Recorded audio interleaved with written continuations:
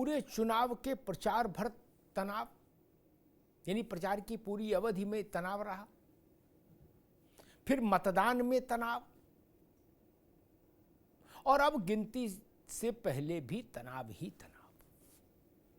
प्रचार, मतदान और गिनती, चुनाव के 3 आयाम, 3 चरण उत्तर प्रदेश में बाय इलेक्शंस के, और तीनों चरणों में एक चीज कॉमन रही, वो रहा टेंशन, तनाव।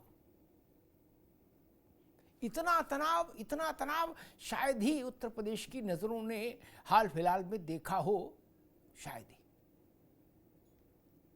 आरोपों की आंधी चल रही है, लपट।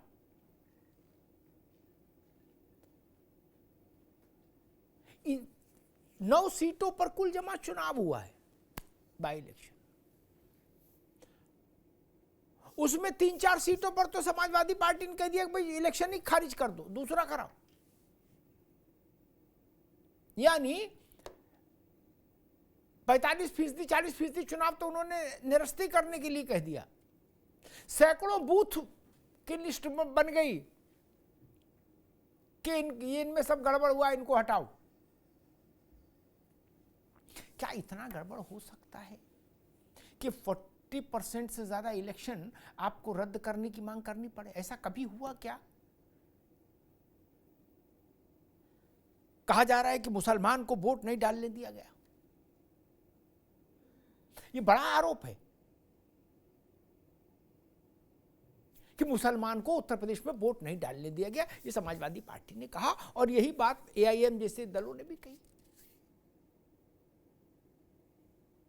तब एक बड़ा सवाल खड़ा होता है कि आखिर मुस्लिम बहुल इलाकों में मतदान का प्रतिशत इतना ज्यादा कैसे हो गया?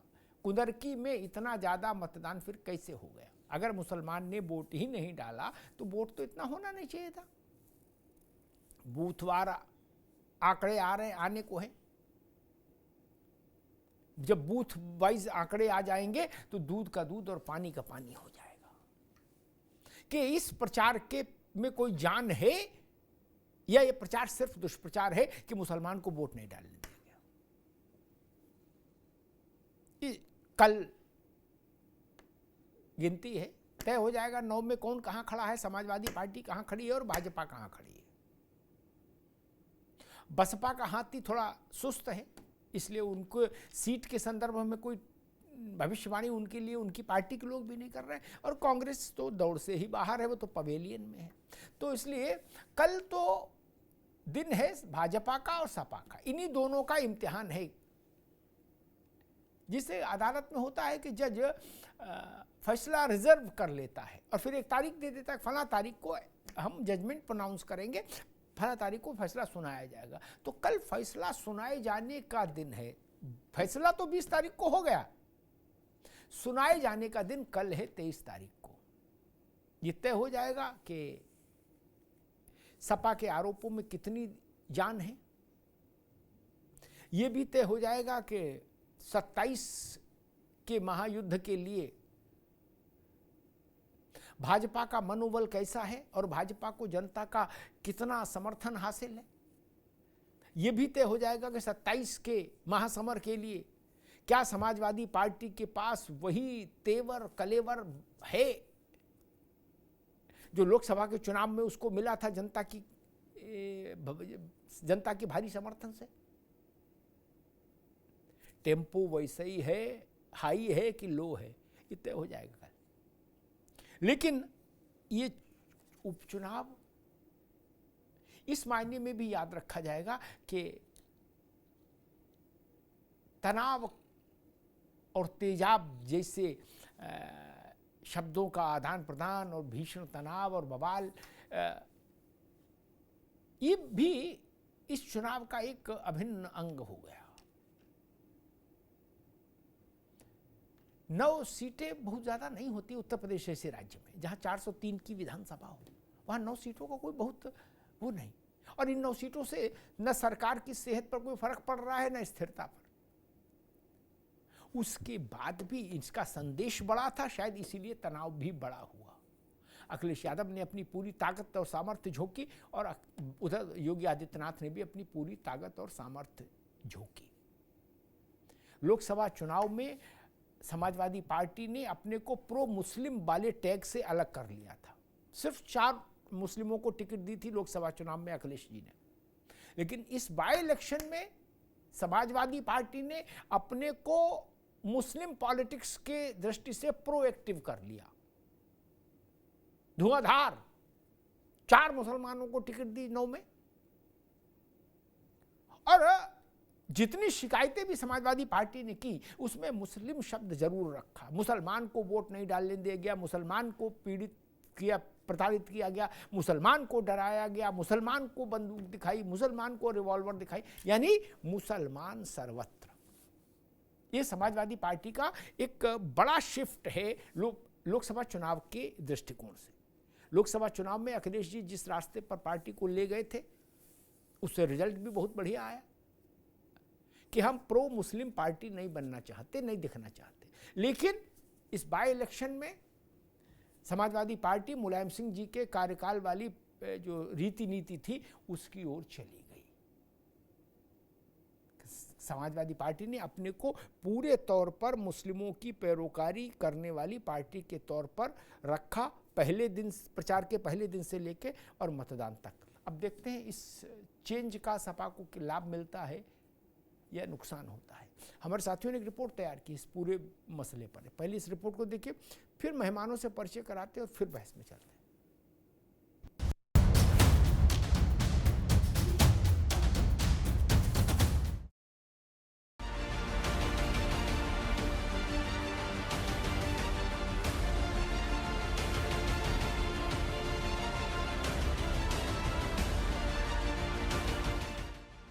नौ सीटों का इम्तिहान, आरोप प्रत्यारोप का घमासान, दाव और दावों से बढ़े तापमान के बीच उत्तर प्रदेश में उपचुनाव के रिजल्ट में अब बस एक रात का वक्त ही बाकी बचा है।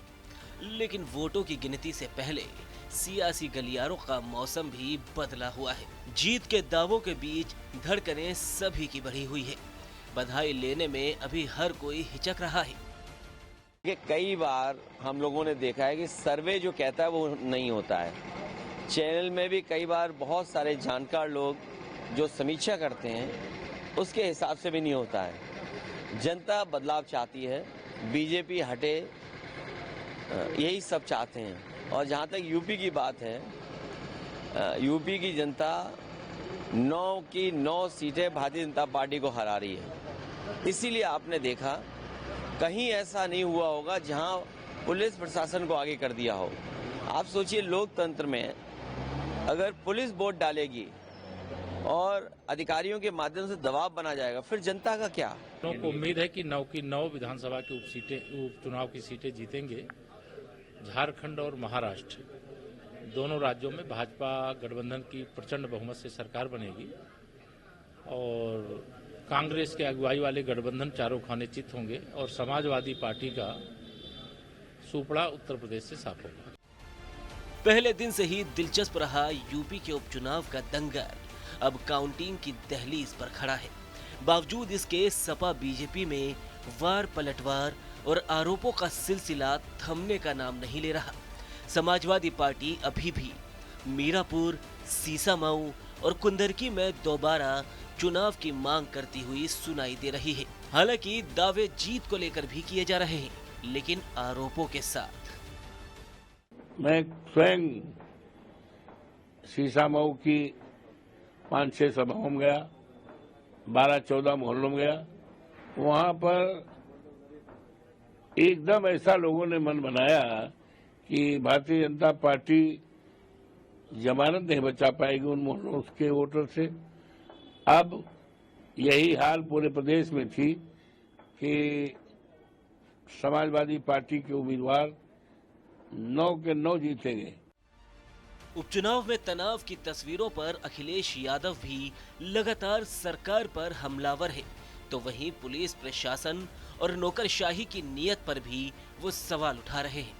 अखिलेश यादव उस महिला से भी मिल सकते हैं जो पुलिसकर्मी के पिस्टल वाली तस्वीर से चर्चा में रही। सपा नेता कादिर राणा उस महिला से मिले। इसी कड़ी में AIMIM वाले ओवैसी ने भी बड़े आरोप लगाए हैं। मीरापुर मुजफ्फरनगर के ककरोली गांव में झूठे केस लगाकर एआईएमआईएम के कार्यकर्ताओं को निशाना बनाया जा रहा है। कम से कम 80 कार्यकर्ताओं पर केस लगाया गया है। वो ख्वातीन जिन्होंने चुनाव के दौरान पुलिस की गुंडागर्दी के खिलाफ हिम्मत दिखाई थी, उन पर भी झूठे मुकदमे लगाए हैं। योगी का प्रशासन नहीं, कुशासन है।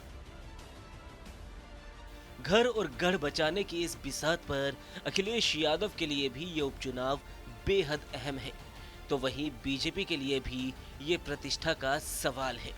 वहीं विपक्ष के आरोपों पर बीजेपी कह रही है कि ये हार की हताशा में लगाए जा रहे आरोप है। अपना जनता ने इन उपचुनाव में उत्तर प्रदेश में भारतीय जनता पार्टी को अपना समर्थन और ताकत देने का काम किया है। प्रचंड तरीके से हमारे प्रत्याशियों को समर्थन मिला है। हमें लगता है कि बहुत बेहतरीन परिणाम उत्तर प्रदेश के हमारे प्रत्याशियों को आ रहे हैं। बहरहाल 2027 के उपचुनाव से पहले इस दंगल में वैसे तो सभी दलों की प्रतिष्ठा का सवाल है, क्योंकि 9 सीटों के रण में सपा के पास जहां 4 सीटें थी, तो वहीं बीजेपी के पास 3 और 2 सीट सहयोगी दलों के पास थी। लिहाजा इस घमासान में सीएम योगी और अखिलेश यादव का कड़ा इम्तिहान है। इसलिए उपचुनाव से पहले के आरोप प्रत्यारोप पर सवाल उठ रहे हैं कि आखिर गिनती से पहले क्यों बढ़ा है सियासी तनाव, कौन जीतेगा यूपी का उपचुनाव। गिनती से पहले तनाव क्यों? और जब सब जीत रहे हैं तो फिर तनाव क्यों? जब सपा भी 9 जीत रही है, भाजपा भी 9 जीत रहे हैं, तो फिर तनाव तो कतई नहीं होना चाहिए था। अब 9 में चुनाव हुआ तो 18 थोड़े नहीं जीत लेगा कोई, और 9 की गारंटी सब ले ही रहे हो, भाजपा वाले भी और सपाई भी। फिर तनाव क्यों? फिर झगड़ा क्यों? फिर तो रसगुल्ला खाओ, आनंद लो। मेहमानों से आपका परिचय करा दें। अवधेश पांडे जी हैं, भारतीय जनता पार्टी के प्रवक्ता, अवधेश जी का स्वागत है। अशोक यादव जी है, समाजवादी पार्टी के प्रवक्ता, अशोक जी का स्वागत है। मनमोहन झा गामा हैं, एआईएमआई के नेता, मनमोहन जी का स्वागत है। मनीष गुप्ता जी हैं, राजनीतिक विश्लेषक, मनीष जी का स्वागत। मनीष जी, 9 सीट भाजपा जीत रही कल और 9 जीत रही समाजवादी, ठीक? तो जब सब 9 में 9 जीत रहे हो, फिर भी ये तनाव क्यों है? ये एसिड क्यों है? बड़ा एसिड दिख रहा है चुनाव, पूरे चुनाव भर दिखा क्या? अभी भी नाना प्रकार के आरोपों का अंधड़ चल रहा है। जब आदमी को लगता है कि हम जीत रहे, फिर तो वो कतई मस्त हो जाता है। नहीं, अगर समाजवादी पार्टी 9 की 109 सीट जीत रही है, तो 3 सीटों पे उपचुनाव करने की मांग क्यों कर रही है और 380 बूथों पर री इलेक्शन की? मनीष जी, देखिए, जो ये कह रहे हैं कि 9 सीट जीत रहे हैं, भाजपा भी कह रही है, समाजवादी पार्टी कह रही है, ये तो अपना मनोबल बढ़ा रहे हैं। और जो आप कह रहे हैं तेजाब फैलाए, एसिड फैलाए, तनाव फैलाए, ये इनके मन की सच्चाई है, इनकी भी और उनकी भी। सच्चाई ये है कि दोनों ही पार्टियां डरी हुई हैं और मानो खोने के लिए दोनों के पास नहीं है। योगी आदित्यनाथ को पता है कि 9 भी हार गए, 5 भी हार गए, तब भी मेरी गद्दी पर फर्क नहीं है। मनोबल में गलती होगी सिर्फ अखिलेश यादव की। वही दूसरी तरफ अगर देखूं तो 9 सीट जीत के भी अखिलेश यादव को कुछ मिलने वाला नहीं है। मनोबल बढ़ेगा और हार गए तो मनोबल घटेगा। तो सब खेल मनोबल का है और सच्चाई ये है, इस मनोबल के खेल में फिलहाल अखिलेश यादव आगे चल रहे हैं। इसलिए आगे चल रहे हैं कि उनके पास अभी पाने के लिए बहुत कुछ है, खोने के लिए कम है। इधर योगी आदित्यनाथ को एक समस्या है कि वो अपनी कैबिनेट में ही थोड़ा झेल रहे हैं, मानो केशव प्रसाद मौर्य के साथ या अमित शाह से भी कोई ऐसी खबर आती है तो कहीं ना कहीं माहौल में डिस्टर्बेंस होता है। और हम देखते हैं उत्तर प्रदेश इतना बड़ा प्रदेश है कि 150 प्रदेश इसके साइज के बराबर के नहीं है, यानी बड़े बड़े देशों जैसा देश है। तो इसको चलाना आसान तो नहीं है। ऊपर से अगर विरोधी पार्टी अगर मजबूत हो और ऐसा सच जाता हो कि फला हड़ताल हो गई तो इन्होंने करा दी, तो ऐसे में निश्चित रूप से तनाव तो रहता ही है। तो चौतरफा तनाव झेल रही है, फिर भी सरकार ठीक चल रही है, कानून व्यवस्था ठीक है, ठीक है, चीजें लगभग कंट्रोल में है। तो मुझे लगता है कि चुनावों का परिणाम जो भी हो, सिर्फ और सिर्फ मनोबल का ऊंचा नीचा करेगा, इससे ज्यादा इसका परिणाम नहीं होने। तनाव चाहे जितना बना रहे। तनाव के द्वारा ही ये ठीक बात मनीष बाबू, कार्यकर्ताओं को ठीक है। टाइट रखते हैं कि भाई लड़ते रहो। ठीक है। कई बार क्या होता है कि राजनीति भौतिक चीजों से नहीं चलती, राजनीति अवधारणाओं से चलती है। राजनीति के अपने पांव नहीं होते, वो अवधारणाओं के पांव से चलती है, नैरेटिव्स के पांव से चलती है। ये चुनाव इसलिए बड़ा है, इसलिए इसमें योगी जी ने पूरी ताकत झोंकी, अखिलेश जी ने पूरी ताकत झोंकी। अखिलेश जी तो इससे पहले कभी निकलते नहीं थे बाई इलेक्शन में, इस बार निकले तो खूब निकले, क्योंकि वो जानते हैं ये चुनाव छोटा है, सीटें 9 हैं, लेकिन इनका मैसेज बहुत बड़ा है। एक चीज मनीष जी मिस कर गए, ये चुनाव तय कर देगा कि 24 में जो टेम्पो बना था सपा का वो बचा है कि नहीं। इसलिए अखिलेश यादव के लिए खोने को बहुत कुछ है। वो कह रहे तो खोने को नहीं, मैं बता रहा खोने को बहुत कुछ है। लुट जाएगी सब बगिया। और भाजपा को अगर ये हुआ कि जो लोकसभा में बीमारी थी, जो शरीर में कमजोरी आई थी, वो दूर नहीं हुई, तो इनकी भी बगिया लुट जाएगी। ये कोई च्यवनप्राश खा के तो आई नहीं कि इनकी नहीं लूटेगी। जो कार्यकर्ता है एटा में, इटावा में, फरुखाबाद में, कहेगा भैया लग रहा मामला अब लटक गया है। हम सोचे थे कि शायद कुछ रिकवरी हो जाए, लेकिन रिकवरी हो नहीं रही। ये खोने को भाजपा को है। अगर खोने को कुछ नहीं होता मेरे भाई, तो योगी जी और अखिलेश जी अब चेलों से कहते जाओ चुनाव लड़ाओ, हम क्या करेंगे निकल के। फिर चेले चुनाव लड़ते, उस्ताद नहीं निकलते। उस्तादों ने पसीना बहाया है, कार्यकर्ता सम्मेलन किया, रोड शो किया, रैली की, सब तो कर दिया। जितना काम ऐसे समझ लो जितनी सजावट और इंतजाम लक्ष्य चंडी महायज्ञ में होते उतने सत्यनारायण कथा में हो गए। ठीक, इसलिए इस कथा का महत्व है। खैर, मैं मनमोहन झा के पास चलूंगा, एक सवाल लेके, फिर अशोक जी के और अवधेश जी के बाद। मनमोहन झा, आपको क्या समस्या है भाई? आपके पार्टी को भी मैं देख रहा था, ओवैसी जी का एक ट्वीट। देखिए, ये समस्या जी हमारे नेता की नहीं, ये समस्या हमारी नहीं, ये समस्या हिंदुस्तान के लोकतंत्र की है। जी, एक तरफ हम और आप तमाम सिस्टम मतदाताओं से अपील करते हैं क्या है आप अपने मत का प्रयोग करें और लोकतंत्र की रक्षा करें, और दूसरी तरफ जिस पुलिस का काम होता है कि शांति व्यवस्था बनाए रखे, वो पुलिस रिवॉल्वर लेकर के मतदाता को रोकने का प्रयास करता है। प्रयास ही नहीं करता है, वो सारी सीमाएं पार कर दी जाती है जिसकी उम्मीद ना आपको होगा, ना हमें होगा, ना उस आम मतदाता। जी, उसके बाद जब आवाज उठती है तो चुनाव आयोग सस्पेंड करके अपनी तीसरी को पूरा करते हैं, और सरकार की नजरों में वो पुलिस वाला इतना बड़ा हीरो हो जाता है क्योंकि सरकार के लिए वो सस्पेंड होता है और नेक्स्ट डे उसे फिर थाना मिल जाता है। उस महिलाओं पे मुकदमा दर्ज किया जाता है। मैं सैल्यूट करता हूं उन माओं को जिनके अंदर वो हौसला झांसी की रानी का था कि उस पुलिस वाले को करारा जवाब देने का काम किया। लेकिन आज हमारे 80 कार्यकर्ताओं पे फर्जी मुकदमे दर्ज किए गए। हमारे प्रत्याशी अरशद राणा जो मीरापुर से चुनाव लड़ रहे थे, उसको आपने भी कैच किया, आपके कैमरे ने भी कैच किया। 13 वर्ष के नाबालिग पुत्र को वो पुलिस जबरन पीटता है और एक भगवाधारी व्यक्ति जो है, नेता जो है, वो ये कहता है कि तुझे तड़ी पार करवा दूंगा। यानी कि सरकार है या गुंडों की राज है? और अगर इसका विरोध न करें तो बताएं अमिताभ जी क्या करना चाहिए हमें? जी, क्या ठीक। चुनाव आयोग से यह मांग करना मेरा गलत होगा? क्यों?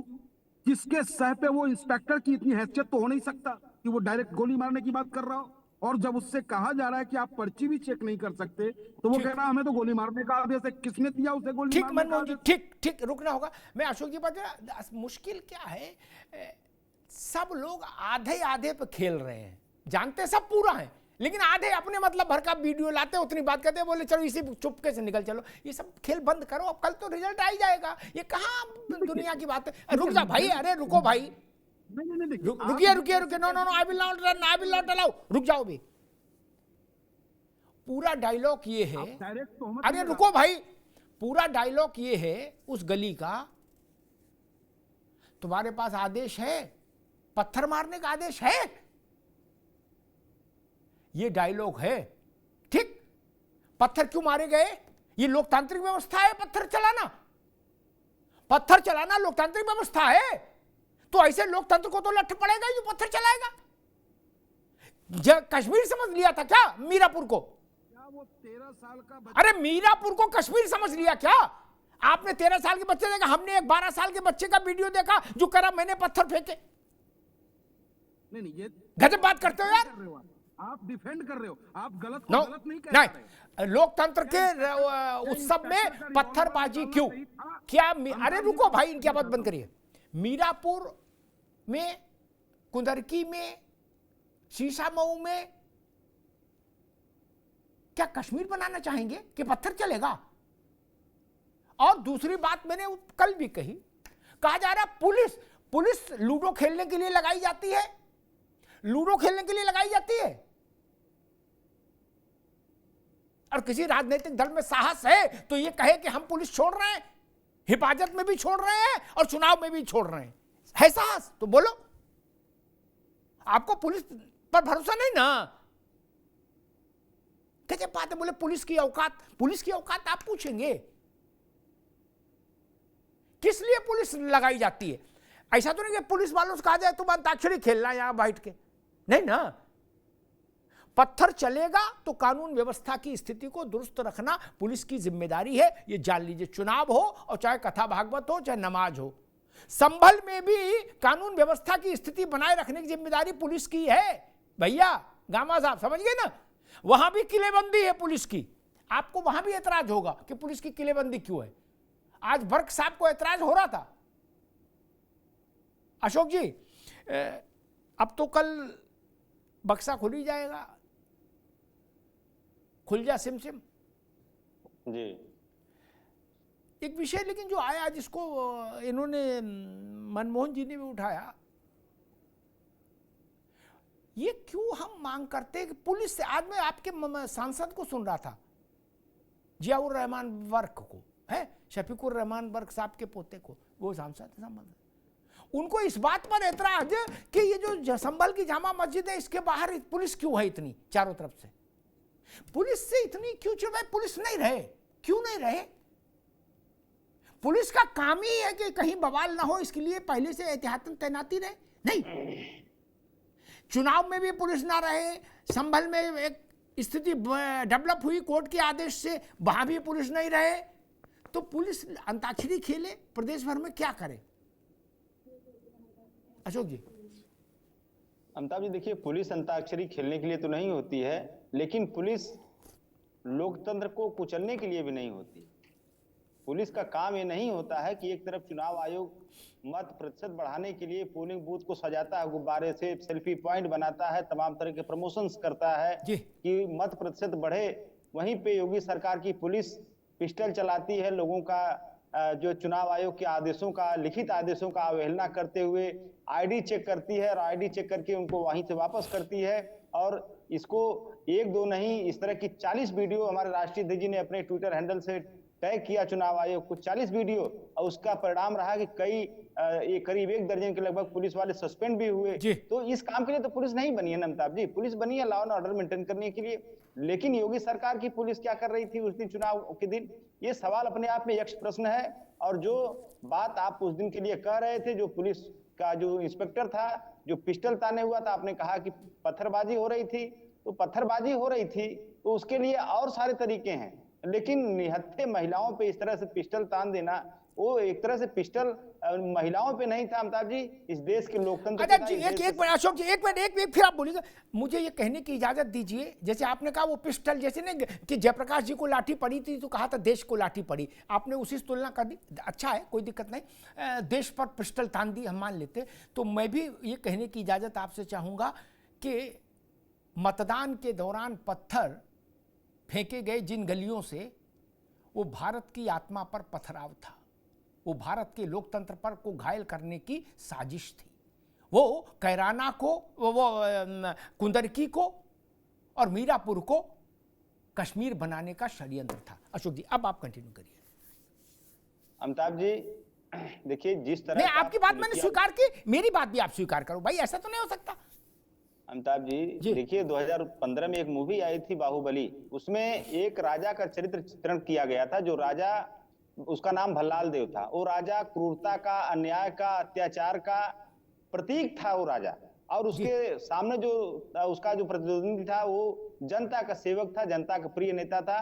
वही स्थिति कमोबेश आज उत्तर प्रदेश में है। एक तरफ भल्लाल देव टाइप का राजा है और दूसरी तरफ बाहुबली टाइप के हमारे नेता राष्ट्रीय अध्यक्ष जी हैं, लेकिन वो भल्लाल देव राजा ये नहीं समझ रहा है कि जो लोकतंत्र है ये, और लोकतंत्र में पावर जो जनता के हाथ में होती है। जनता ने 2024 के लोकसभा चुनाव में भल्लाल देव को दिखा दिया है 62 से 33 पटक के, लेकिन उनके समझ में नहीं आ रहा है कि बाहुबली तो जनता का सेवक है, और जनता आज नहीं तो कल जनता उसी बाहुबली को सिंहासन सौंपने जा रही है। ठीक बात है, बहुत अच्छी बात की। अशोक जी की सबसे अच्छी विशेषता जिससे मैं बड़ा वो रहता हूँ कि वो मितभाषी हैं, शब्दों का चयन ठीक से करते हैं और उत्तेजित नहीं होते। सामान्यतः प्रवक्ता में ये गुण होना चाहिए।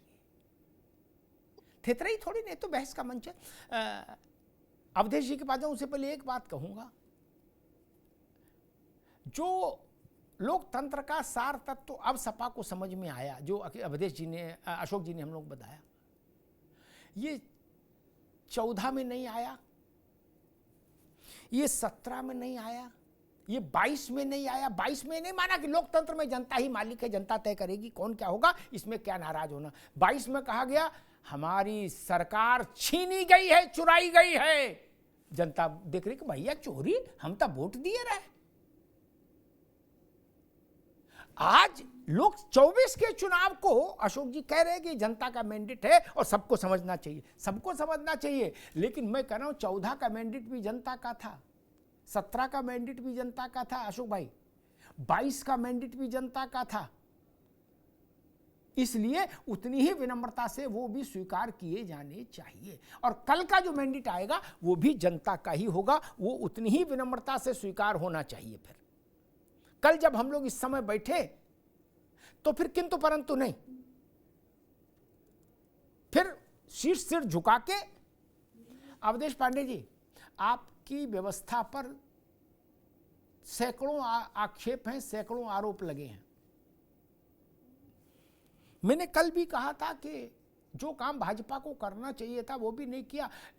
आप लोग भी अंताक्षरी खेल रहे हो, पता नहीं क्या, कि मीरापुर हो, कैराना और कुंदरकी हो, शीशामऊ हो, वहाँ जो मुस्लिम डोमिनेशन वाले वार्ड्स हैं, बूथ हैं, वहाँ वोटिंग परसेंटेज क्या रहा, आप लोग वो तक जारी नहीं कर पाए। मैं सुबह एसटी हसन को सुन रहा था, अशोक जी की पार्टी के सांसद रहे, हालांकि उनका टिकट आजम खान ने कटवा दिया बेचारों का, डॉक्टर साहब हैं ठीक आदमी, वो कह रहे थे मुस्लिम इलाकों में कर्फ्यू लगा दिया गया था। अब ये आरोप बाहर जाएंगे तो क्या छवि बनेगी? या तो इनका प्रामाणिक खंडन करिए, और नहीं तो पत्थर चला और आत्मरक्षा में पुलिस ने रिवॉल्वर निकाली, तो अशोक जी ने कहा यह भारत के लोकतंत्र पर रिवॉल्वर तान दी गई। पत्थर भारत के माथे पर चंदन है, भारत के लोकतंत्र पर। लेकिन मैं देख रहा हूं भारतीय जनता पार्टी ने आंकड़ों के हिसाब से कोई खंडन नहीं किया। अवधेश जी देखिए अमिताभ जी, पहली बात तो जितनी भी मुस्लिम बाहुल्य पोलिंग है उनका डेटा लेकर आना चाहिए था अशोक जी को, कि पिछले बार चुनाव में यहाँ 60% वोट पड़ा, अब इस बार 55 हो गया। मैं क्यों दावे के साथ कह सकता हूं कि जितनी भी मुस्लिम बाहुल्य पोलिंग है 2-4% वोट तो इधर उधर होते रहते हैं, लेकिन शेष कोई बड़ा अंतर कहीं नहीं आया है। पूरे चुनाव में तो 2-4% वोट कम पड़े हैं, वो हिंदू बाहुल पोलिंगों पर भी हुए होंगे और मुस्लिम बाहुल पोलिंगों पर भी हुए होंगे। दूसरी बात मैं ये कहना चाहता हूं, 2004 का चुनाव चल रहा था, कन्नौज की एक बूथ पर एक नीरज मिश्रा नाम का नवयुवक था, वो भारतीय जनता पार्टी की तरफ का बूथ एजेंट था। अखिलेश जी उस बूथ पर गए, कहा अरे भाजपा का एजेंट कैसे, इसका सिर काट करके लेकर के आइए, और संदूक में उसका सिर काट करके लेकर आइए, और 2 दिन बाद उसकी हत्या कर दी समाजवादी पार्टी के गुंडों ने। तो समाजवादी पार्टी इस तरह का लोकतंत्र चाहती है। वो चाहती नहीं पुलिस के हाथ में पिस्टल हो, वो चाहती है पुलिस के हाथ में चूड़ियां हो। जिन लोगों ने अयोध्या में निहत्थे कार सेवकों पर अंधाधुंध गोली चलवाई, सरजू का रंग लाल कर दिया, आज वो लोग पुलिस के ऊपर सवाल खड़ा कर रहे हैं और पत्थरबाजों के हिमायती बने हुए हैं। मैं केवल ये कहना चाहता हूं, मैं तो कटेरी विधानसभा की सीट के बगल था उस दिन। इल्फातगंज जो बड़ी नगर पंचायत है, शुद्ध मुस्लिम बाहुल्य है। मिझौड़ा का एक क्षेत्र है, शुद्ध मुस्लिम बाहुल्य है। वहां उतना ही वोट पड़ा जितना वोट लोकसभा में पड़ा था और उसके पहले विधानसभा के अंदर पड़ा हुआ था। शेष कोई बहुत अंतर नहीं आया है। लेकिन इस बात का एक नैरेटिव बनाया जा रहा है कि वोट कम पड़े, वीडियो ये आए। मैं आपसे आग्रह करना चाहता हूं, इनको वो 2 वीडियो दिखाइए जो कन्नौज के दलित बेटी के माँ का है और बाप का है, जिसने एक दिन पहले कहा मैं समाजवादी पार्टी को वोट नहीं दूंगी, उसका अपहरण कर लिया गया और बर्बरता के साथ उसकी हत्या की गई। क्या ये वीडियो समाजवादी पार्टी के नेताओं ने नहीं देखा? क्या एक दूसरी पोलिंग पर एक दलित व्यक्ति के ऊपर फायरिंग की गई, जात सूचक शब्दों से गाली दी गई, मुकदमा लिखा गया करहल में, ये वीडियो नहीं देखा गया? ये वीडियो का समाजवादी पार्टी को नहीं देखना चाहिए? अमिताभ जी, हकीकत यह है कि लोकसभा चुनाव के अंदर जो नैरेटिव खड़ा किया था, अफवाह और भय का जो वातावरण था, कुछ दलित वोट चले गए थे समाजवादी पार्टी में, उन्होंने वापसी की है और भारी संख्या में भारतीय जनता पार्टी को मतदान किया है। कुछ बहुजन समाज पार्टी की भी तरफ गए हैं। कल जब आप इसका विश्लेषण करेंगे तो साफ ये चीजें निकल करके आएंगी और धरातल खिसक गया है समाजवादी पार्टी का। इस प्रकार का मतदान हुआ है योगी जी के सुशासन और विकास पर। लोगों ने सोचा कि जब अखिलेश जी की सरकार थी तो हर जिले में दंगे होते थे, कर्फ्यू लगते थे, मुख्तार अंसारी मूंछ ऐंठ करके राइफल लेकर के कर्फ्यू में घूमता था, केवल 4 जिले में बिजली आती थी, हर जगह केवल कब्रिस्तान की बाउंड्री बनती थी, कन्याधन में महिलाओं को, केवल मुस्लिम महिलाओं को उसका लाभ मिलता था। तो लोगों ने योगी जी और अखिलेश जी के शासन को सामने रख करके मतदान किया है और उसका नतीजा ये कल पता लग जाएगा। ठीक, सभी सीटों पर ठीक। भारतीय जनता पार्टी का कमल खिलने वाला है। अवधेश बाबू, एक प्रश्न है कि सपा को आंकड़े लेके आना चाहिए था, ठीक बात है, लेकिन आप आंकड़े लेकर आप क्यों नहीं आए? आपकी पार्टी में काम करने वाले कम तो है नहीं, और अब तो सरकार में हो तो सब खाए पिए भी हैं, ऐसा भी नहीं भूखे हैं। आपके पास भी मैन पावर पर्याप्त है, नहीं आप आंकड़े देश के सामने रख देते।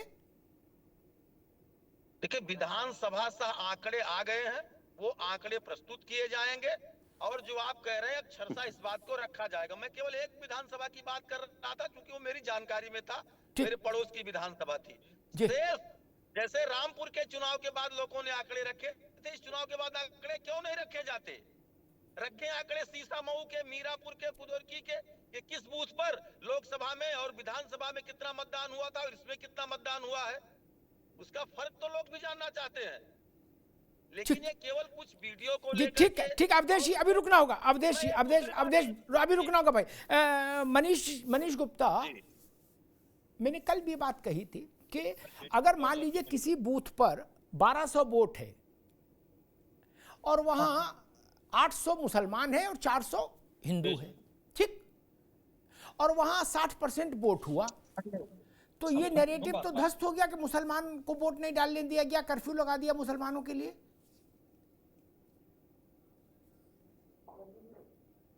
मनीष गुप्ता,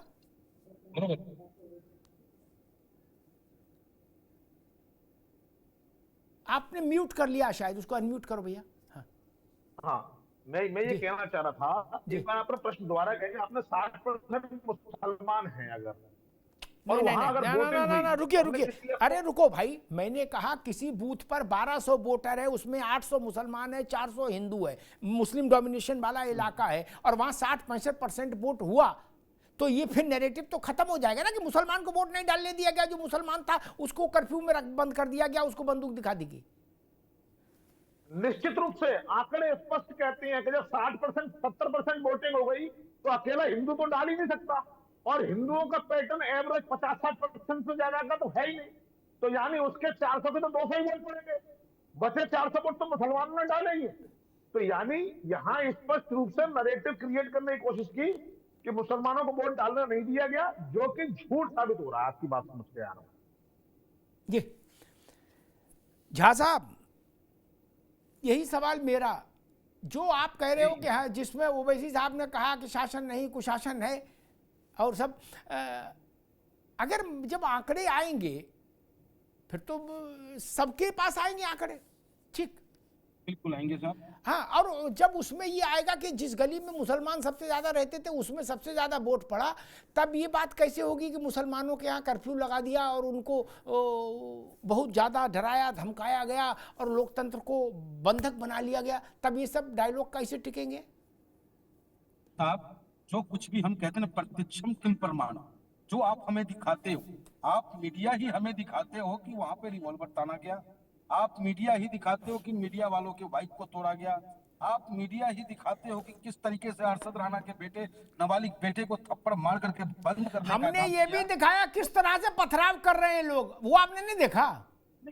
पथराव कहाँ दिखाया आपने साहब? ये आप असल में चश्मा एक लगाते अपने रंग मन का लगाते हो, यही से दिक्कत है। हैदराबाद वाला चश्मा ना लगाओ, यूपी वाला लगाओ यार, जा साहब, ना पूरा कहाँ यूपी चक्कर का पड़े चश्मा है और अच्छा चश्मा है हैदराबाद का साहब जी। जी। हमने वो भी दिखाया पत्थरबाजी वाला, हमने वो भी दिखाया एक 13-14 साल के बच्चा कह रहा हमने भी पत्थर फेंके, रिपोर्टर पूछता क्यों फेंका, बोले सबने फेंके इसलिए फेंके, बोले तुम्हारा नाम क्या है, भाग गया हंसता हुआ, बोले नाम नहीं बताएंगे। हमने ये भी देखा, ये भी दिखाया। नहीं अब आप नहीं देखे ना, यही तो मुश्किल है। उस वक्त आप नाश्ता करने चले जाते हैं और जब पुलिस वाला किसी को टोकता है तो आप जागृत हो जाते, कहते हैं हाँ ये इसकी खींचो फोटो, यही ओरिजिनल है। इतना तो सर मानना पड़ेगा आपको कि सरकार की मनोबली है मुस्लिमों के मनोबल को तोड़ना। इस सरकार की मनोबली है कि मुस्लिमों को उसके मताधिकार के प्रयोग से रोकना। इस सरकार की मनोबली है उसके बीएलओ की जिम्मेदारी होती है कि पर्ची हर मतदाता तक पहुंचाए, लेकिन बीएलओ एक वर्ग को, भाजपा समर्थक वोटर को तो पर्ची पहुंचाने का कार्य करता है, लेकिन उसे जैसे ही पता चलता है कि ये वर्ग वोट नहीं करेगा तो वहां पर्ची नहीं पहुंचाई जाती। आपने ही बताया था कि इसी ने आदेश दिया कि पुलिस वाले पर्ची चेक नहीं करेंगे, लेकिन कुंदरकी में किस तरीके से बैरिकेटिंग लगा करके मतदाताओं को मत डालने से रोका जा रहा था। क्या इस पे भी ना बोले साहब, गूंगे हो जाए? ठीक है, मैं झा साहब नहीं गूंगे नहीं हूं, मैं तो कह रहा हूं लाउड स्पीकर लगा के बोलो, लेकिन ये इतना ध्यान रहे कल क्या बोलोगे, कल क्या बोलोगे ये भी ध्यान रहे। अभी नहीं मनीष भाई, अभी नहीं, मैं अशोक भाई के पास चलूंगा। एक बड़ी रोचक चीज है भाई, इस पर ध्यान नहीं देते अशोक जी, आपको पार्टी के स्तर पर इस पर ध्यान देना चाहिए। अब तो चुनाव हो गया तो मेरे कहने से वोट तो प्रभावित होना नहीं। कुंदरकी के 85 गांव में भाजपा के उम्मीदवार को, मुस्लिम गांव में भाजपा के उम्मीदवार को मिठाई से और रुपया से तौला गया, और आपका उम्मीदवार उसी कुंदरकी में खड़े होकर ये कहे, ऐसा बताया जाए, उनने ये ऐलान कर दिया कि सपा के उम्मीदवार को तो जीतना ही है, कुत्ते गले में पट्टा डाल देंगे तो वो भी जीत जाएगा कुंदरकी से। ये चीजें आप लोगों तक नहीं पहुंचती।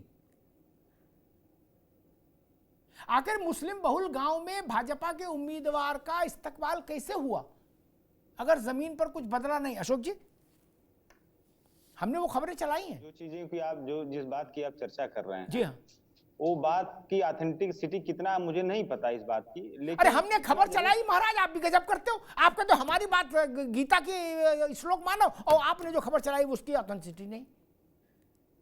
मैंने खबर चलाई मेरे भाई। जी जी जी जी, कुछ चीजें अमिताभ जी, मैं आपकी खबर को झूठा नहीं कर रहा हूं, मैं ये कह रहा हूं कि कुछ चीजें प्रायोजित होती हैं, कुछ चीजें ऐसा मतलब प्रेजेंट किया जाता है कि लगे कि ऐसा है, लेकिन नेचुरल में वैसा नहीं होता है। तो कभी कभी ऐसी भी कारनामे भाजपा करती है। और दूसरी बात अमिताभ जी देखिए, उस दिन का अगर आप दृश्य देखेंगे तो ऐसा प्रतीत हो रहा था कि चुनाव आयोग ने अपना दफ्तर समाजवादी पार्टी कार्यालय में शिफ्ट कर लिया है। मतलब चुनाव आयोग की जो ड्यूटी होती है विजिलेंस की, जो उनके सेक्टर मजिस्ट्रेट होते हैं, जोनल मजिस्ट्रेट होते हैं, तमाम जो अधिकारी होते हैं, वो दर्शक दीर्घा में बैठ के मैच देख रहे थे। और मैच किसके किसके बीच हो रहा था? योगी सरकार की पुलिस और मतदाताओं के बीच। पुलिस रोक रही थी बल्ला लेके, और मतदाता जो है बॉलिंग कर रहा था कि भैया हमें बॉलिंग कर लेने दो। तो ये इलेक्शन कमीशन की ऑफिस उस दिन लग रहा था कि हमारे समाजवादी पार्टी के कार्यालय में खुल गई है और सारी जिम्मेदारी हमारी है चुनाव को फ्री एंड फेयर कराने की। तो जनता तो देख रही थी उस दिन ना, ये चुनाव देखिए कल ही भी खुली अमिताभ जी, कलई ये खुली कि जो भारतीय जनता पार्टी बड़े बड़े ढिढोरे पीटती थी, बड़े बड़े ढोल नगारे पीटती थी, मोदी जी के विचारों की विजय, योगी जी के विचारों की विजय, लेकिन ये जनता ने इस चुनाव में देखा अमिताभ जी कि महाराष्ट्र में और उत्तर प्रदेश में जो नजारा देखा, उस जनता को इस बात का बिल्कुल क्लियर कट हो गया, शीशे की तरह साफ हो गया, ये मोदी जी योगी जी के विचारों की विजय नहीं है, ये भारतीय जनता पार्टी के बांटे गए पैसों और पुलिस के पिस्टल की जीत है। पैसा और पिस्टल की जीत है, मोदी और योगी के विचारों की जीत नहीं है। ये बात बिल्कुल शीशे की तरह साफ हो गई। ठीक, अवधेश जी के पास चलूं उससे पहले एक बात कह दूं, अगली बार जब मैं अशोक भाई आऊंगा, अंतिम सवाल आपका देंगे तो ये पूछूंगा, तब तक आप उसकी तैयारी कर लो कि कल अगर हार गए तो क्या बोलोगे और जीत गए तो क्या बोलोगे, इसकी तैयारी कर लो। अगली बार आऊंगा तो बस यही सवाल बच्चा है खाली, अब बाकी तो फिर कल तो रिजल्ट आ ही रहा, फिर क्या। अवधेश बाबू, अशोक जी कह रहे हैं कि अगर भाजपा जीत भी गई तो पैसा और पिस्टल की जीत होगी। देखिए अमिताभ जी, अशोक जी ने झारखंड का नाम नहीं लिया, इन्होंने केवल महाराष्ट्र और उत्तर प्रदेश का नाम दिया। लग रहा है कि झारखंड में चुनाव नहीं हो रहा है, ऐसा है वहां वो मान रहे होंगे कि आपकी सरकार आ रही है अच्छे से, इसलिए नहीं लिया होगा। तो ये देश की जो चुनी हुई संवैधानिक संस्थाएं हैं, उनको आरोपित करना समाजवादी पार्टी ने अपना एजेंडा बना लिया है। और अशोक जी समझदार आदमी है, तो कल के बहाने भी ढूंढ रहे हैं कि कल जब परिणाम आएगा और सब जगह कमल खिलेगा, तो उस समय अगर हम ही डिबेट पर आ गए तो हम क्या बोलेंगे। वास्तव में अमिताभ जी, उत्तर प्रदेश की जनता योगी जी के सुशासन, विकास और गरीब कल्याण की नीतियों से प्रसन्न है, और वही भाव लेकर के वो पोलिंग और मतदान के बूथ तक गई है। अब अगर अशोक जी चाहते हैं कि अब उनके जमाने में जैसा होता था, तो अब वो जमाना नहीं है, बहुत पानी सरजू जी में बह गया है। अब सब लोग जागरूक हैं, सबको पर्चियां मिली हैं, सब लोग पोलिंग स्टेशन तक गए हैं और सारे लोगों ने मतदान किया है, और सभी जगह भारतीय जनता पार्टी और उसके समर्थकों ने भरपूर परिश्रम किया है और कमल खिल रहा है। ये जो बाहर से दूसरे विधानसभाओं के लोग दूसरे विधानसभाओं में गए, मस्जिदों में, मदरसों में जो लोग रोके गए थे फर्जी वोटिंग के लिए, वो फर्जी वोटिंग नहीं हो पाई है। इसलिए अशोक जी के पेट में दर्द होना स्वाभाविक है। निष्पक्ष चुनाव हुआ है, पारदर्शी चुनाव हुआ है, और अशोक जी जब ये चुनाव होता है तो पुलिस हो, प्रशासन हो, पोलिंग पार्टी हो, सारे लोग निर्वाचन आयोग के अधीन होते हैं। अगर आप चाहते हैं कि रास्ते में पुलिस कोई चेक न करे, बगल के विधानसभा के लोग पहले से उसमें घुस जाएं, मस्जिदों में, मदरसों में लोग रोक दिए जाएं, पुलिस पर हमले हों, तो अब ऐसा होने वाला नहीं है। जी ठीक बात है। को मिट्टी में मिला देने वाली सरकार है और माफिया को जमींदोज करने वाली सरकार है। जी ठीक है, लोगों ने बड़ी संख्या में मतदान किया है और कमल खिलने वाला है। जी ठीक है अवधेश भाई। मनीष गुप्ता, कल ऊंट या तो दाएं करवट ले बैठे या बाईं, ठीक, और खड़ा भी रह सकता, हालांकि खड़े रहने की संभावना नहीं, 9 में 10 होती तो खड़ा भी रह सकता था, 9 में 4.5 तो आ नहीं सकती, 1 की 5 1 की 4 मैक्सिमम यही हो सकता। तो क्या है, जिसकी 5 आएंगी वो क्या नैरेटिव सेट करेगा और जिसकी 4 आएंगी वो क्या सेट करेगा, मतलब जो हारेगा वो और जो जीतेगा वो, क्या लगता है आपको? देखिए, पहले इस एंगल से चर्चा करते हैं कि समाजवादी पार्टी को क्या फीलिंग आई। उससे पहले मैं ये प्रश्न पूछना चाह रहा था कि पता नहीं समाजवादी पार्टी अंदाजा कैसे लगा लेती है कि पुलिस वाला शक्ल देख के ही बताता है ये समाजवादी पार्टी का वोटर, इसको मत आने दो, और भाजपा का वोटर इसको आने दो। और ऐसा नहीं है, मुसलमान भी भाजपा को वोट देते हैं और हिंदू भी समाजवादी पार्टी को वोट देते हैं। अब आप देखिए, AIMIM का जो प्रवक्ता है वो हिंदू है, ब्राह्मण है, और बात कर रहा है मुसलमान की। तो ऐसे में कपड़ा देख के, शक्ल देख के किसी वोट का अंदाजा लगाना मुश्किल है। मैं अशोक जी को बताना चाह रहा था। खैर वापस आता हूं। स्थिति ये है कि अगर समाजवादी पार्टी जीतती है तो उनके पास देखिए, जीत के तो बहुत कारण होते हैं, बता ही देंगे, अन्यथा अभी EVM पर भी आक्षेप आने वाला है, पहली बात। दूसरी बात वो ये कहेंगे समाजवादी पार्टी के प्रवक्ताओं ने रात में उनकी घेराबंदी नहीं की, मतदान की पेटियों की, उनकी बैटरी चेक, बैटरियों में 99% की बैटरी थी, ऐसी इंटरनेशनल बैटरी कहां से आ गई, ये भी गड़बड़ है। इसके बाद बंदूक दिखाकर पुलिस वालों ने वोट में डालने दिया, झूठ बोल दिया और अंत में वो बचेंगे तो कटेंगे कर दिया, इसलिए ध्रुवीकरण हो गया। समाजवादी पार्टी तो ये कहने वाली है अगर हारी तो जीतने पर तो कुछ भी कहा जा सकता है। अब उसी तरीके से भारतीय जनता पार्टी की बात होगी।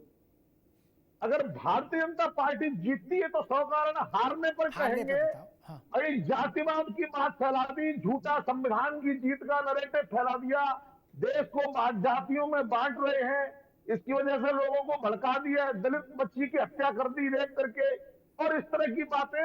जाहिर है सारा मसला मुस्लिम यादव गठजोड़ पर, दलितों पर, मुसलमानों की एकजुटता पर प्रश्न बनेगा, देश खतरे में है, इस तरह की बातें आएंगी, लगभग इस तरह की बातें मेरे विचार में आनी चाहिए। झा साहब, आपकी पार्टी का खाता खुल रहा है कहीं? आता महाराष्ट्र में, अरे महाराष्ट्र नहीं, उत्तर प्रदेश की बात करो महाराज। उत्तर प्रदेश में हम 3 सीट जीतने जा रहे हैं, गाजियाबाद, पुंडरकी और मीरापुर। और इसी का नतीजा है कि समाजवादी पार्टी और भारतीय जनता पार्टी दोनों एक होकर के हमारे मतदाताओं पे जबरन प्रेशर डालने का कार्य कर रहा है। अच्छा, आपके कौन से मतदाता हैं? सपा के जो है वही आपके भी हैं या अलग वाले हैं? हिंदुस्तानी मतदाता है हमारे। हमारे मतदाता जो है, आप भी हो सकते हैं हमारे मतदाता, हम आपकी सेवा करेंगे, आप भी हमारे मतदाता होंगे। जैसे कि गुप्ता जी ने कहा, गुप्ता जी की सेवा करेंगे, गुप्ता जी भी हमारे मतदाता होंगे। जी बिल्कुल सत्य वचन है। हाँ, सत्य वचन है। नहीं, लेकिन हमने सुना था भाई, अखिलेश जी ने बार बार इस बात को कहा अभी कि हमारे वोटर मुसलमान, हमारे वोटर मुसलमान, हमारे वोटर मुसलमान। तो मुझे लगा कि शायद ऐसा कुछ मसला हो। नहीं, हमारे वोटर आम हिंदुस्तानी है, जो भी हिंदुस्तान कोना कोना हमारा। ठीक है, आप ये डायलॉग ठीक है, यही डायलॉग बोलो। सीधे मुसलमान बोलने में क्रिया की प्रतिक्रिया हो जाती है, तो 10 वोट मिलते हैं, 20 कट जाते हैं, फिर वो पता लगता खाता ही नहीं खुला।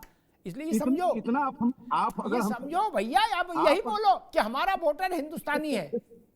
बिल्कुल हिंदुस्तानी हमारा वोटर है। एम फैक्टर की ओवरडोज भी दिक्कत हो जाती है।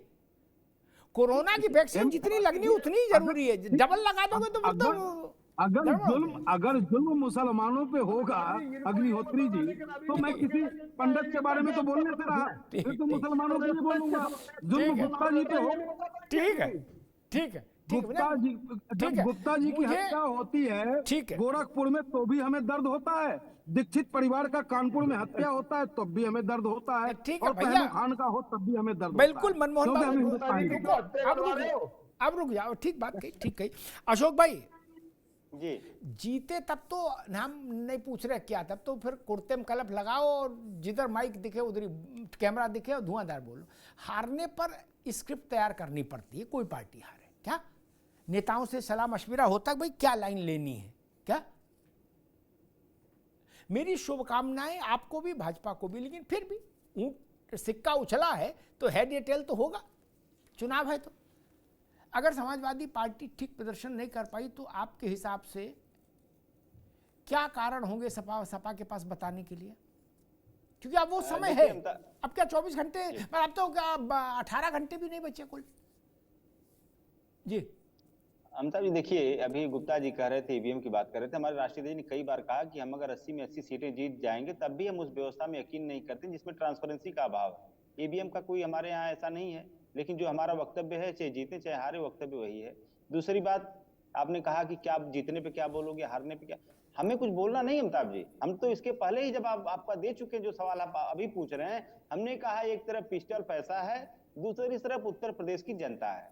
अब ये देखना है रेशियो कि पिस्टल और पैसा कितना उस जनता के विश्वास पे अपना जो है प्रताड़ना कर पाया है, कितना उसके ऊपर हावी हो पाया है पिस्टल और पैसा। अच्छा, मतलब आपने अपने को इम्तिहान से हटा लिया, अपने को इम्तिहान से हटा लिया, बोले हारेंगे तो हमसे ना सवाल पूछना, जनता से पूछो। इम्तिहान से देखिए अमिताभ जी, मैंने पहले ही कहा है कि एक तरफ भल्लाल देव, एक तरफ बाहुबली है। तो अशोक बाबू तो जनता, उत्तर प्रदेश की जनता देख रही है, मैसेज देखिए, ये चुनाव जो है सत्ता न इसे बनने जा रही थी न बिगड़ने जा रही थी, लेकिन इस चुनाव ने एक मैसेज दिया अमिताभ जी कि क्या मतलब इतना क्रूरता प्रशासन द्वारा की जा सकती है, इतना क्रूरता पुलिस द्वारा भी की जा सकती है। ये सारी चीजें हैं। बाकी जनता के मतों पे, जनता के ऊपर हमारा पूरा विश्वास है और हमारा जो आकलन है, हम 9 सीटों जीतेंगे। मैं सिर्फ इतनी वो कहूँगा कि कल कोई भी पार्टी हारे, कृपा करके, दया करके, रहम करके ये मत बोल देना कि जनता हार गई ना जी, आप कोई इतने महान नहीं हो कि जनता आपके लिए हार जाए। जनादेश का सम्मान करेंगे, है ना, ये थेतराई नहीं कल चलेगी, मेरे मंच पे तो नहीं चलेगी, बाकी कहीं चले कि जनता हार गई। मैं उस आदमी को जरूर ड्रिल करूंगा जो ये बोलेगा जनता हार गई। नहीं, रिजवान हारेंगे, रिजवान जीतेंगे, कोई दरकिन जनता कैसे हार जाएगी? रामवीर जीतेंगे, रामवीर हारेंगे, जनता कैसे हार जाएगी भाई? 36 लाख, 36.25 लाख कुल वोटर था अशोक भाई, क्या उसमें 65% करीब वोट दिया होगा। उत्तर प्रदेश की आबादी है 25 करोड़ और 36 लाख कुल वोटर था, इसमें वोट कास्ट किया होगा 25 लाख ने, मुश्किल से, क्या 20 लाख ने। तो जनता हार गई ये मैं नहीं सुन सकता ना। बहुत बड़ी चीज है जनता भाई, 25 करोड़ की जनता और 36 लाख का वोट, और आपने कह दिया जनता की लड़ाई है। नहीं भाई, उम्मीदवार है, अच्छे होंगे जीत जाएंगे, खराब होंगे जनता रिजेक्ट कर देगी। अवधेश पांडे जी, वही प्रश्न आपसे, आप भी मेरे ख्याल से ये नहीं कहेंगे राष्ट्र हार गया, प्रदेश हार गया हैं? आपका भी वो कामकाज जीतेगा या कामकाज हारेगा, उम्मीदवार जीतेगा या उम्मीदवार हारेगा? ऊंट आपके पक्ष में बैठा तो क्या कहेंगे और विपक्ष में बैठा तो क्या कहेंगे? अवधेश भाई देखिए अमिताभ जी, लोकतंत्र जीतेगा, संविधान जीतेगा और निश्चित रूप से परिवारवाद हारेगा। उत्तर प्रदेश के उपचुनाव में सभी जगह परिवारवाद के विरुद्ध नीचे तक लोगों ने इसकी आलोचना की है और उसके लेकिन करहल में तो भैया, एक मिनट, करहल में तो जो भी जीतेगा वो परिवार है। नहीं, परिवार का मतलब कि उसी परिवार के उसी रक्त संबंध के लोग मुख्यमंत्री बनेंगे और राष्ट्रीय अध्यक्ष बनेंगे जी। तो मैं इसलिए कह रहा हूं कि समाजवादी पार्टी ने उत्तर प्रदेश की अधिकांश सीटों पर पत्नियों को, बेटों को, भाई को, भतीजे को टिकट दिया है।